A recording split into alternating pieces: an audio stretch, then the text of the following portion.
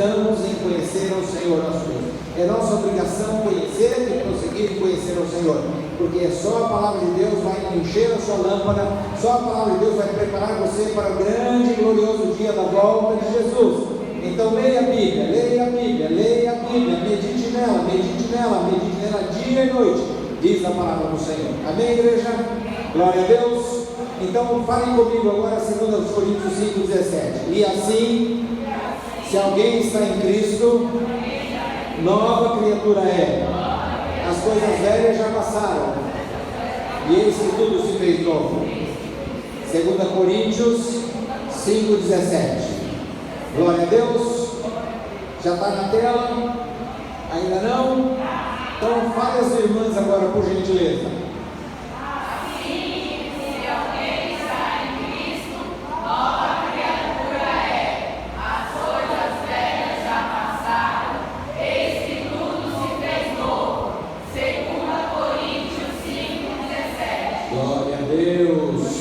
Se alguém está em Cristo, ou seja, todos os seres humanos a partir de Gênesis 3 se tornou criatura de Deus, mas aquele que se tornou filho de Deus, nova criatura se tornou, e é o que Paulo fala aqui aos Coríntios no capítulo 5,17. Então os varões agora bem forte, vocês que estão aí atrás, mirem nessa tela aqui e falem bem forte para glorificar o nome do Senhor, todos os homens. Assim, se alguém está em Cristo, nova criatura é. As coisas velhas já passaram, e eis que tudo se fez novo. 2 Coríntios 5,17. Glória a Deus. A igreja mais uma vez para fixar. E assim, alguém está em Cristo, nova criatura é. As coisas velhas já passaram, eis que tudo se fez novo. 2 Coríntios 5,17. glória a Deus, aleluia. Alguém desse lado pode citar o verso sem olhar aí na tela? Alguém consegue aí desse lado? Um de cada vez, por gentileza, para não tumultuar. Desse lado? Alguém, Morgana?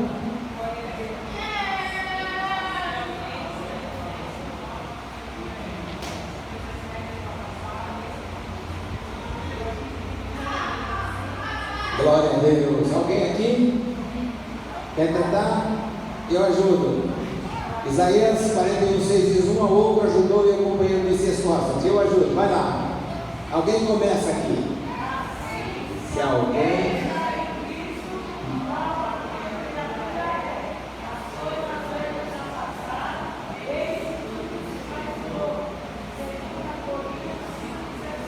Amém. Está aí na tela isso? Glória a Deus. Então assim é a vida do cristão, né? Deus nos chamou para a sua maravilhosa luz. Deus nos chamou para ser filhos de Deus. Deus nos adotou como filhos de Deus através de Jesus Cristo. E isso é motivo de alegria. E eu quero ler aqui esta noite com vocês esta passagem de Atos capítulo 9, quando nós vamos encontrar aqui a conversão de um homem que era extremamente impiedoso com a igreja do Senhor. Então Saulo de Tarso, Saulo, que era de Tarso, né, ele perseguia a igreja. Então vamos ver a transformação, uma nova vida que foi diretamente com Jesus. Então o texto que eu leio está aqui em Atos capítulo 9, a partir do verso 1, diz assim: e Saulo, respirando ainda ameaças e mortes contra os discípulos do Senhor, dirigiu-se ao sumo sacerdote e pediu-lhe carta para Damasco, para as sinagogas, a fim de que encontrasse algum deles deste caminho, quer homens, quer mulheres, os conduzisse presos a Jerusalém. E indo a caminho, aconteceu que, chegando perto de Damasco, subitamente cercou um resplendor de luz do céu, e caindo em terra, ouviu uma voz que dizia: Saulo, Saulo, por que me persegues? E ele disse: quem és, Senhor? E disse o Senhor: eu sou Jesus, a quem tu persegues. Duro é para ti recalcitrar contra os aguilhões. E ele, tremendo e atônito, disse: Senhor, que queres que eu faça? E disse-lhe o Senhor: levanta-te e entra na cidade, e lá te será dito o que te convém fazer. Os homens que iam com eles pararam espantados, ouvindo a voz, mas não vendo ninguém. E Saulo levantou-se da terra e, abrindo os olhos, não via a ninguém. E, guiado pela mão, conduziu a Damasco. E esteve 3 dias sem ver, não comeu e nem bebeu. Senhor, que a tua palavra seja hoje o norte para as nossas vidas, o caminho seguro para as nossas edificações, de forma que aquilo que for falado aqui seja do teu Espírito Santo, Senhor, para os corações sedentos, para aqueles corações que estão abertos para ouvir a tua palavra. Abra os corações, Senhor, que o teu Espírito Santo fale agora com cada um na sua necessidade. Não deixe-nos fazer violência à tua palavra, mas tão somente penetre no coração das pessoas, meu Deus, e faça um milagre esta noite, em nome de Jesus. Amém? Glória a Deus. Eu não quis ser delicado, mas está conosco hoje uma amiguinha da Maria Clara, que faz aniversário, né? Acho que é sua mamãe, não é isso? Sejam muito bem-vindas em nome de Jesus. Uma alegria tê-las aqui, viu? Mas já que eu sei como é no ministério, sejam bem-vindos. Prazer, Deus. Glória a Deus. Então nós vamos agora tratar aqui da conversão de Saulo. Vamos falar um pouquinho de Paulo, de Saulo, né? Saulo era um homem religioso. Nós temos muitas pessoas religiosas, pessoas que se dedicam de corpo e alma à religião, ou seja, aquela pessoa que faz o que é preciso fazer pela religião. E Saulo não era diferente. Saulo era um homem estudioso. A Bíblia diz que ele foi instruído aos pés de Gamaliel, era um concheiro, né? Como se fosse uma Harvard hoje, como se fosse uma Oxford na Inglaterra. Então ele era um homem que tinha muito conhecimento, e ele estava a serviço dos judeus para destruir aquilo que se chamava caminho, ou seja, o projeto de Jesus para evangelizar o mundo. E ele recebia cartas, aqui o verso 1 diz que ele recebeu cartas diretamente dos sacerdotes para este fim. E ele já tinha, no capítulo 7 e 8, nós encontramos a morte de Estevão, que Saulo estava lá, e a capa de Estevão foi depositada aos seus pés quando ele foi morto apedrejado. Então ele era um homem perigoso para a igreja. Se hoje estivéssemos aqui e ele estivesse nessa situação, ele entraria aqui e estaríamos todos presos e iríamos ser levados cativos, porque estávamos falando de Jesus. E era esta a missão de Saulo. Ele tinha recebido essas ordens e estava caminhando para Damasco, diz aqui o texto. Damasco era uma cidade que distava de Jerusalém, e ele estava indo lá para fazer exatamente cumprir esta lei determinada contra os cristãos. Por isso que fala caminho aqui em letra grande, ou seja, o caminho é Jesus. O caminho é Jesus. Você vai encontrar muitas vezes esse termo caminho aqui no livro de Atos. E quando ele estava a caminho, diz aí, não o caminho de Jesus, mas estava indo a Damasco, a Bíblia fala aqui que ele teve uma visão do céu, ele viu um resplendor, e esta versão diz que o resplendor era maior que a luz do sol. Agora você imagina, até de olhar para o sol meio-dia, você não consegue enxergar, e aquele resplendor tomou conta aí daquele grupo de pessoas que estavam indo para Damasco para aprender, para fazer com que os cristãos fossem mortos, inclusive, por essa ordem. Saulo então recebe essa visão, e o próprio Senhor Jesus o transforma numa nova criatura. Quando Jesus se apresenta a Saulo, ele diz: Senhor, quem és tu? E Jesus diz: eu sou Jesus, o Nazareno, a quem tu persegues. Então nós temos aqui uma ideia de Saulo da vida velha, aquela criatura velha, aquela natureza velha, aquela situação em que ele estava imbuído de pregar contra, ou trazer contra a palavra de Deus, porque havia promessas no Velho Testamento que Jesus iria, morreria na cruz. Acabamos de ler Isaías 53, e ele não entendia isso, como muita gente não entende hoje. Muitas pessoas leem esse livro e não entendem o que está aqui. Por que não entendem? Porque falta a presença do Espírito Santo, falta a palavra revelada, a palavra rema, aquela que traz a ilustração e a solução daquilo que nós entendemos. Quando o Espírito Santo age, nós entendemos. Quando Saulo estava ali, sendo abordado por Jesus naquele dia, os que estavam com ele não entenderam.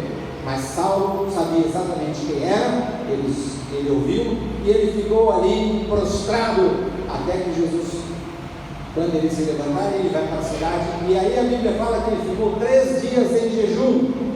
3 dias não comeu e nem bebeu, e ele ficou cego. Nós temos aqui em relação desses 3 dias com vários pontos da Bíblia.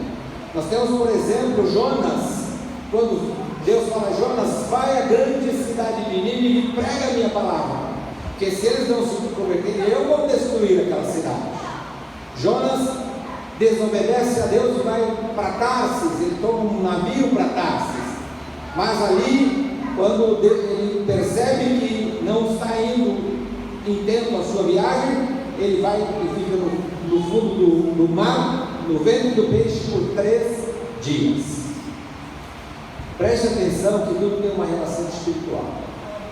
Preste atenção que Deus quis usar Paulo e ele permitiu 3 dias sem comer e sem beber. 3 dias Jonas esteve no ventre da baleia. Quantos dias Jesus esteve depois que morreu no sepulcro? Quantos dias? 3 dias. Então aqui eu quero chamar a atenção da igreja que Deus quer transformar a vida das pessoas em nova criatura. Saulo não tinha promessa, Saulo não tinha esperança, ele tinha uma visão religiosa do momento de perseguir a igreja, mas era a visão de Saulo, ou seja, aquilo que não tinha sido revelado ainda a ele. Jesus não tinha sido revelado a ele, mas nesse dia que ele vai para Damasco, Jesus se revela e ele se transforma numa nova criatura. Como que se chama agora Saulo? Passa a ser chamado Paulo. Então, Saulo de Tarso, uma nova criatura, chama-se agora Paulo. Isso quer dizer o quê? Que Deus tem um projeto conosco.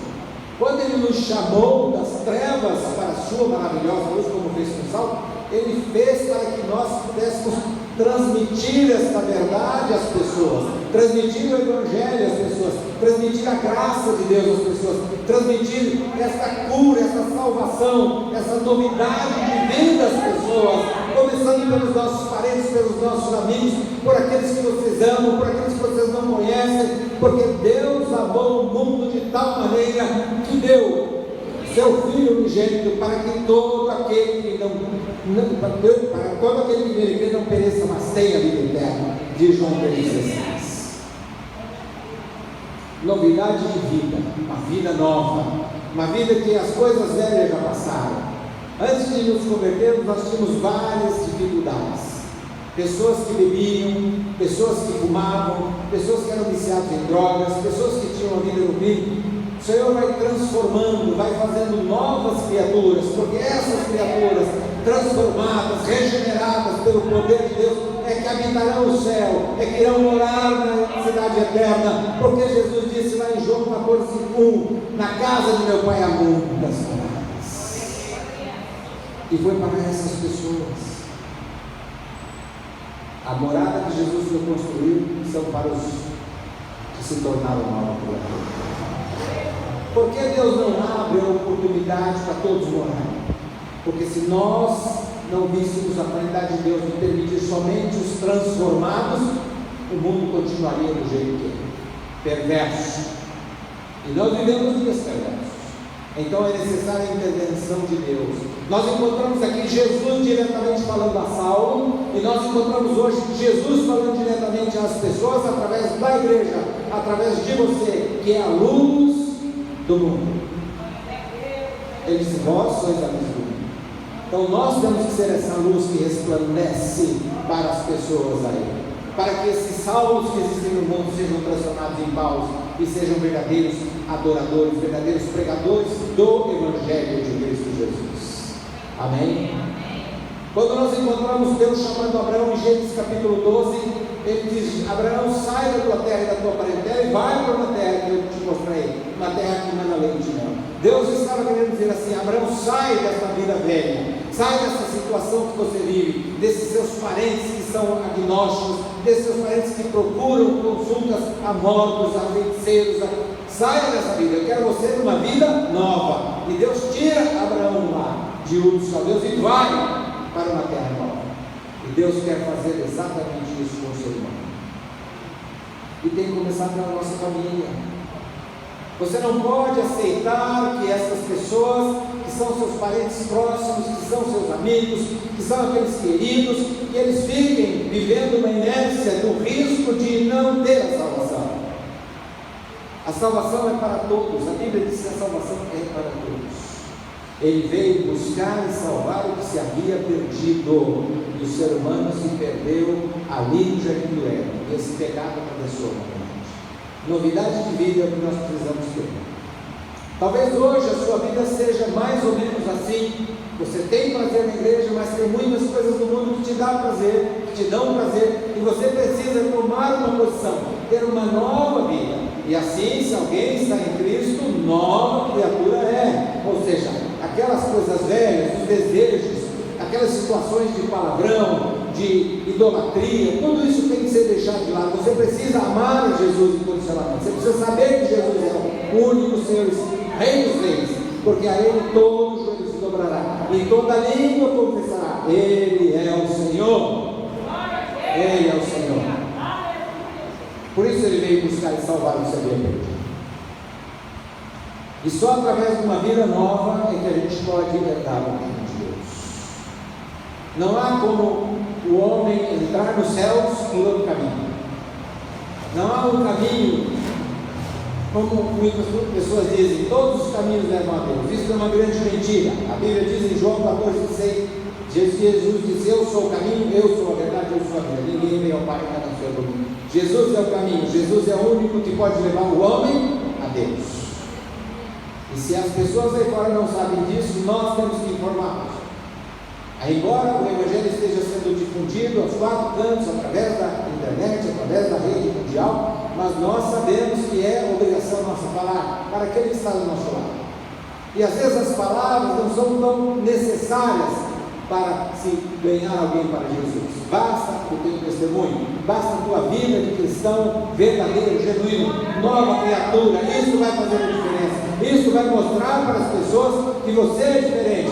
Elas verão em você a pessoa de Jesus, elas verão em você a pessoa de Deus, elas verão em vocês a glória do Senhor para a salvação da vida delas. Por isso Deus, através de Jesus, intervém diretamente na conversão de Paulo. Porque Paulo foi escolhido para trazer o Evangelho. Nós estamos aqui porque um dia Jesus falou: eu vou trazer ele e ele vai pregar as nações, ele vai pregar os gentios. Nós somos esses gentios que Deus alcançou através do ministério de Paulo. Deus quer alcançar vidas através de você, porque é um processo contínuo. Você é uma ovelha, ovelha gera ovelha, precisamos gerar ovelhas para o reino do Senhor. Glória a Deus. Novidade de vida. Eu sei que quando uma pessoa se converte e se torna nova criatura, não é assim da noite para o dia. Quando a irmã aceitou Jesus, seja lá em que época que foi, talvez criancinha ainda, mas era diferente. 10 anos, né? Não faz só uns 15 anos, não faz mais de 25 anos que ela aceitou Jesus, não passa disso. Mas eu quero dizer para você o seguinte: quando você aceitou Jesus, muitas coisas estavam na velha criatura, porque o homem, ele é dotado da criatura, da natureza pecaminosa. Mas quando a pessoa se torna uma nova criatura, ela se torna subserviente a Deus, ou seja, ela vai servir ao Senhor e vai entender o que precisa ser feito para que a sua vida seja renovada, transformada através da sua palavra. Então as coisas velhas são aqueles velhos traumas, velhos pecados, que todos têm nome, obviamente, né? Que a gente precisa confessar no dia a dia. E à medida que você vai confessando e deixando, você vai alcançando misericórdia, Deus vai operando, vai abençoando, vai trazendo vida, e você vai recebendo as vitórias do Senhor. Então a nova criatura, ela é bendita de Deus, porque ela recebe do Senhor a atenção. As outras pessoas não recebem? Claro que recebem, só que uma atenção diferente. Por que ele fala? Porque Deus vai chover sobre justos e injustos. Em Gálatas 6,7 diz assim: não, de Deus não se zomba, Tudo que os homens semearem, ele vai colher. Isto é lei da semeadura. Ou seja, a velha criatura continua semeando problemas na sua vida, chamando a atenção à existência no mundo espiritual das coisas ruins. Usa a sua boca para fazer isso, trazer mal para a sua família, trazer maldição para os seus. Quantas vezes a gente vê pessoas amaldiçoando seus filhos através da sua boca? Esse menino não presta, ele não vale nada. Mas isso é uma semeadura mortal, porque vai trazer para aquela criança um crescimento espiritual danoso. Ele vai crescer debaixo dessa maldição. Mas quando você inverte aquilo que está no mundo natural e diz assim: eu sou nova criatura, porque agora Jesus fez tudo novo, e você não é mais uma maldição, você é uma bênção, você é vitorioso, você é do Senhor. Então as coisas começam a mudar, as coisas começam a ser transformadas, tudo se torna novo, porque existe uma novidade de vida. Nós temos que aprender isso. Quando nasce um bebezinho, ele não sabe nada, nem trocar as suas fraldas. Então é necessário que alguém o faça. É necessário que alguém mais velho, a mãe, o pai, alguém cuide dessa criança. Então a pessoa nova, criatura, ela precisa de cuidados. Saulo entrou nessa cidade e ele foi cuidado ali naquele local. E ele ficou 10 anos aprendendo, até que então ele saiu para pregar. E a vida de Paulo, se você ler o livro de Atos, cheio de coisas. Certa vez, ele vai numa viagem, porque ele estava falando do Evangelho, e ele encontra um local chamado assim, o local dos deuses. Tinha estátuas de todos os deuses.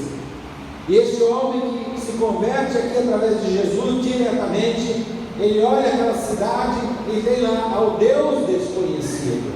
Ou seja, Deus deu estratégia a Paulo, agora Paulo, não é Saulo, a entender o que passava naquela cidade. E eles cultuavam tantos deuses que vamos fazer uma estátua para aquele Deus que a gente não conhece. E então Paulo fala para aquele povo: olha, o Deus que vocês não conhecem, é esse que eu prego, é esse que eu trago, é esse que eu anuncio para vocês. Ele é o caminho, a verdade e a vida, e ninguém vê a Deus senão por ele. Paulo foi preso, estava numa viagem, o navio vai naufragar, ele exorta que o povo fique, ele vai parar numa ilha, agora nova criatura, porque antes eles usavam os atributos do conhecimento, da legalidade para confrontar a igreja. Agora, de perseguidor, ele passa a ser perseguido, e ele vai preso. Estando lá na ilha, ele vai até os bárbaros ali, porque o navio naufragou, ele ficou ali quase 200 e poucas pessoas, 210. E quando Paulo está mexendo numa fogueira, pegando ali uns gravetos, uma cobra gruda na mão de Paulo. Imagina uma víbora peçonhenta, venenosa, mordendo Paulo. Mas a Bíblia diz em Marcos 16, 17, que se beber alguma coisa mortífera não lhe estará dando algum. Isso está escrito na palavra, e ela é a verdade. Ainda que o homem não creia, ela é a verdade. E Paulo foi mordido por aquela cobra. Então os homens bárbaros, diz a Bíblia, ali em 28 de Atos, olharam para Paulo e disseram assim: olha, este homem realmente é pecador, porque nem a natureza deixa ele viver. E Paulo então, continuando ali a sua obra, sacudiu a cobra no fogo e ele não morreu, não inchou. Aqueles bárbaros disseram: não, ele é um Deus entre nós. Então este homem que Jesus transformou a sua vida aqui na estrada de Damasco, no capítulo 9 de Atos, se tornou uma nova criatura para trazer o Evangelho da graça de Deus para nós. Ele escreve em Efésios capítulo 2:8, diz assim: pela graça sois salvos. Isso não vem de vós, não vem de obras, para que ninguém se glorie, é dom de Deus. Então nós estamos hoje com esta novidade de vida. Por isso o texto que ele escreve aos Coríntios: e assim, se alguém está em Cristo, nova criatura é. As coisas velhas já passaram, isso tudo se fez novo. Glória a Deus. Então nós somos novas criaturas.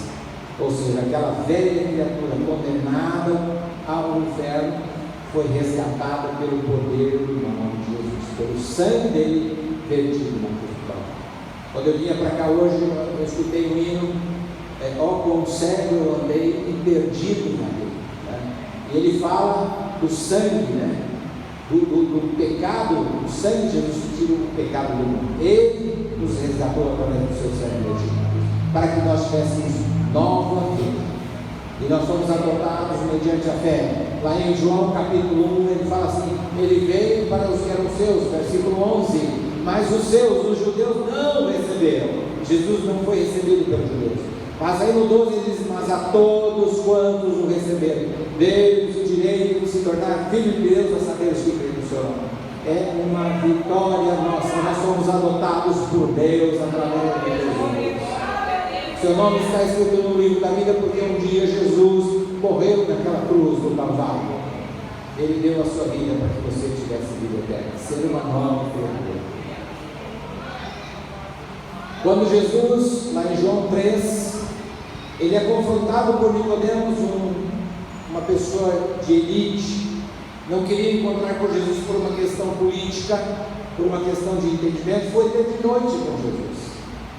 E Nicodemos pergunta para Jesus, e Jesus fala para ele: Nicodemo, necessário vos é nascer de novo. Aquele homem instruído, conhecedor do secularismo, não entendia isso. E ele pergunta para Jesus: como o homem pode nascer de novo sendo velho? Entrar no ventre da sua mãe e nascer de novo? Jesus: não, Nicodemos. O que é nascido da carne é carne, mas o que é nascido do Espírito é Espírito. Então, necessário vos é nascer de novo no Espírito. Você nasceu de novo pelo Espírito Santo de Deus. E ele está aqui essa noite. Porque a Bíblia no passado, ela falou através de Deus Pai, diretamente com o homem, com Moisés, com Elias, falou diretamente com Abraão, falou com muitas pessoas, com Daniel, mas houve depois, no tempo em que Jesus conviveu, o Filho viveu falando diretamente à humanidade. Mas ele foi e enviou o Consolador. Jesus enviou o Espírito Santo para convencer o homem do pecado, do juízo e da justiça. E hoje é Ele quem fala conosco através da sua palavra. Ele é Jesus na pessoa do Espírito Santo. Ele é Deus na pessoa do Espírito Santo. Amém, igreja? Lá em Romanos 8:1 diz assim: portanto, nenhuma condenação há para os que estão em Cristo Jesus. Novidade de vida, que não andam segundo a carne, velha vida, mas andam segundo o Espírito. Novidade de vida, nenhuma condenação. O castigo que nos traz a paz estava sobre ele, mas esse foi selado, foi rasgada a célula que nos condenava eternamente, e através de Jesus, a nova criatura, nós somos salvos. Você está aqui hoje pela graça de Deus. Você é nova criatura hoje pela graça de Deus.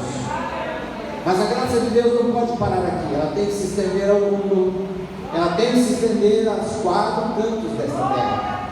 Ele diz lá em Atos 1:8: diz, vós recebereis a virtude do Espírito Santo. Olha o Espírito Santo agindo. Mas vós recebereis a virtude do Espírito que há de vir sobre vós, e ser-me-eis testemunhas tanto em Jerusalém, como a Judéia, Samaria e aos confins da terra. Jesus fez ali uma analogia do local: Jerusalém, Judéia, Samaria e confins. Nós podíamos ir aqui em São Paulo capital, Brasil e todo mundo. Então nós somos essas novas criaturas para levar o Evangelho de Deus. Amém? E hoje nós estamos aqui pregando o Evangelho. Só que eu quero levar isso aqui aos quatro cantos desse jardim romano, do Rio Itaim, de todos os cantos aqui, Itaquaquecetuba. Nós vamos fazer essa revolução em nome de Jesus. Temos um projeto aí do pastor Vinícius e irmã Lisa para fazer isso, começando já no domingo que vem. Você que tem alguém conhecido, abra a porta dessa casa, fale com ele. Eu falei do projeto de evangelização, projeto ABC. Esse é o nosso projeto de evangelização. A é você que conhece, é você que pode abrir a porta daquela pessoa. B é a pessoa, o pastor, o evangelista que vai entrar naquela casa. E C é a pessoa que vai abrir a porta. E você vai poder entrar, vai orar, e vai falar do amor de Deus, e aquela pessoa vai se prometer, e vai vir aqui, nós vamos encher isso d'água, e vamos batizar as pessoas, e vamos vê-las convertidas, e vamos vê-las pregando o Evangelho, e vamos vê-las pregando conosco, seriam seus parentes, seus amigos, todos. Porque você é nova criatura, você pode fazer isso. Jesus deu uma ordem em Marcos 16, decide por todo mundo e pregar o Evangelho. Quem crê e for batizado será salvo. Então nós temos o privilégio, não é obrigação. Não é obrigação, é um privilégio você poder falar do amor de Deus. Você é nova criatura. Amém? Amém. Então vamos citar Isaías 1 Coríntios 5,17. E assim, cite para mim. Se alguém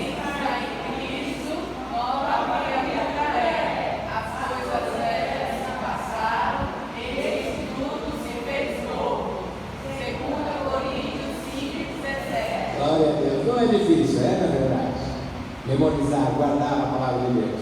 É muito importante. Nós temos uma missão, e hoje nós vamos fazer um clamor ao Senhor, para que os nossos parentes, aqueles que estão aqui pertinho, às vezes com aquela velha vida, embustida no pecado, talvez incluída ainda naquela velha natureza pecaminosa, para que o Espírito Santo de Deus vá naquele coração, bata naquela porta, e ele abre aquela porta, abre o coração, e ele venha se converter, e a gente venha glorificar o Senhor através dessa vida. Amém, igreja? Porque todas as coisas são para a glória de Deus. Todas as coisas são para a glória de Deus. Tudo. Nós nascemos para a glória de Deus. Amém? A Bíblia diz que se Deus é por nós, quem será contra nós? Então nós podemos ir e falar do amor de Deus. Paulo era contra a igreja, mas Jesus interveio diretamente e o transformou numa nova criatura. Hoje você está transformado, nós precisamos transformar aquelas vidas da fora. Precisamos levar o Evangelho. Precisamos aproveitar esta oportunidade. Amém, igreja? Então eu vou orar nesse momento. Eu quero colocar diante de Deus a vida dessas pessoas. Nós vamos evangelizar. Aquele que sentiu o desejo de abrir a porta da sua casa, convidar alguém ou levar até uma outra pessoa, seja você lá. Nós aqui estamos na retaguarda para ser o bem. Pode avisar, pastor, tem uma visita, iremos lá, aqui o pastor Vinícius, pastor Cláudio, pastor Edmar, para fazer essa obra de evangelizar, de levar a palavra. Você também pode fazer, porque a ovelha gera ovelha. Amém, igreja? Amém. Não é difícil. O que a gente precisa é acordar. Precisamos pensar, se eu ficar dormindo, eu não consigo fazer a obra. Para encerrar, vocês lembram da mensagem que Samuel trouxe aqui no dia 28 de janeiro, quando ele fala das 10 virgens, ele comenta a respeito de que 5 estavam preparadas e 5 não estavam preparadas. 5 estavam prontas com as suas lâmpadas cheias e 5 estavam ali, um pé fora, outro pé da igreja. É essa a ideia.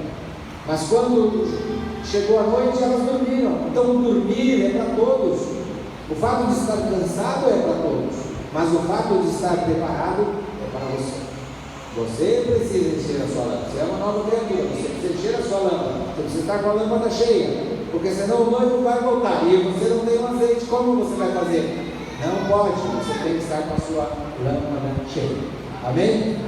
E além disso, nós vamos levar essa luz, esse azeite para as pessoas aí fora. Por isso, fique de pé nesse momento. Eu quero orar por você, eu quero orar pelas pessoas que te rodeiam, eu quero orar pelos teus amigos, pelos teus parentes. Eu quero colocar diante de Deus essa oportunidade que Ele abre das pessoas se tornarem nova criatura. E que esse texto de Coríntios 5,17 seja na vida delas também.